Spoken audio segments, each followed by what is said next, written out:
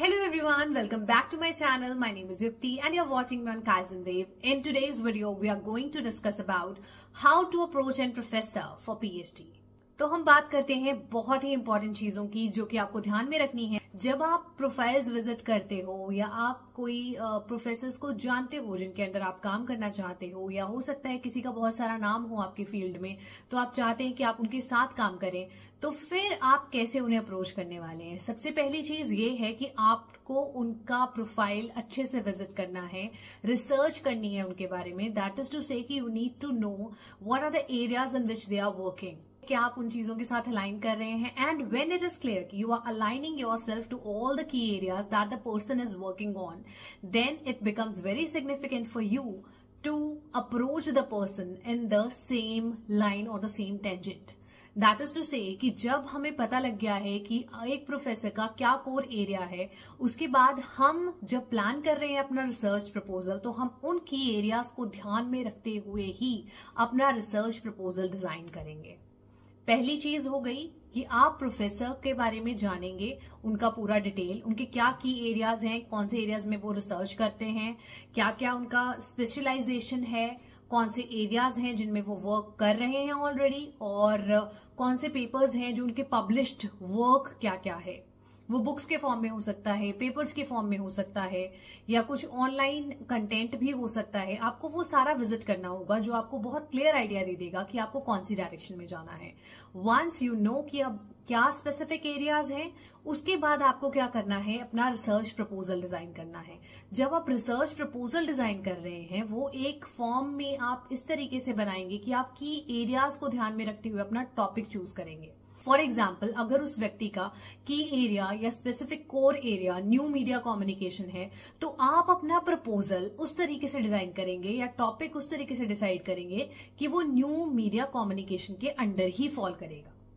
तो आपके लिए बहुत क्लैरिटी हो जाएगी कि टॉपिक भी उसी तरीके से आपको फ्रेम करना है according to the area that the person is working upon.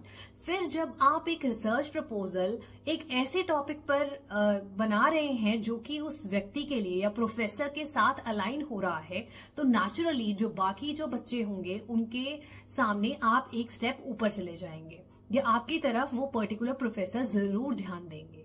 ठीक है, तो ये आपको ध्यान में रखना है। यानी कि जब आपने अपना टॉपिक डिसाइड कर लिया, प्रपोजल बना लिया उस पर्टिकुलर टॉपिक पर, aligning with the particular professors की एरियाज और कोर एरियाज ऑफ इंटरेस्ट, अब उसके बाद आप क्या करने वाले हैं, आप उन प्रोफेसर को अप्रोच करेंगे।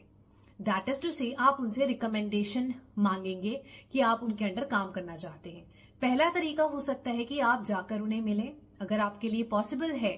पर्टिकुलर यूनिवर्सिटी आपके आसपास है या जितने भी किलोमीटर दूर है और आप ये मुमकिन कर सकते हैं कि आप जाकर उनसे मिल सकते हैं, तो आप वैसा करें। अगर पॉसिबिलिटी मिलने की नहीं है, तो आप इस तरीके से एक ईमेल फ्रेम करें कि वो डायरेक्टली कन्वे कर सके आपका इंटरेस्ट कि आप उनके अंडर काम करना चाह रहे हैं। मेंशन करना है कि आप इंटरेस्टेड हैं उनके एरियाज में काम करने के लिए, और आपका इंटरेस्ट उनके साथ अलाइन कर रहा है, और आपने उनका काम देखा है और आप उनसे बहुत इंस्पायर्ड हैं, और आप चाहते हैं कि आपको ये मौका मिले कि आप उनके अंडर काम कर पाए।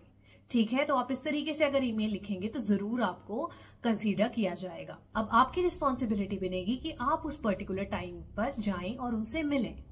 ठीक है, अगर आपको कितना भी वेट करवाया जा रहा है, अगर आपको वेट भी करना पड़ रहा है या 2-3 दिन बाद फिर से आना पड़ रहा है, तो ये सारी चीजें आपको करनी पड़ेंगी। ठीक है, तो बहुत जरूरी है कि आप उनसे मिलें। और फिर जब आप मिल रहे हैं, जब आपका इंस्टेड ऑफ वर्चुअल मीटअप के सिवाय आपका 1-to-1 जब मीटअप हो रहा है, आप अपनी एकेडमिक अचीवमेंट्स के बारे में बताएं, फिर अपने topic of area of interest पे आ जाएं, और फिर अपना ब्रीफली जो आपका रिसर्च प्रपोजल है उसके बारे में बताएं।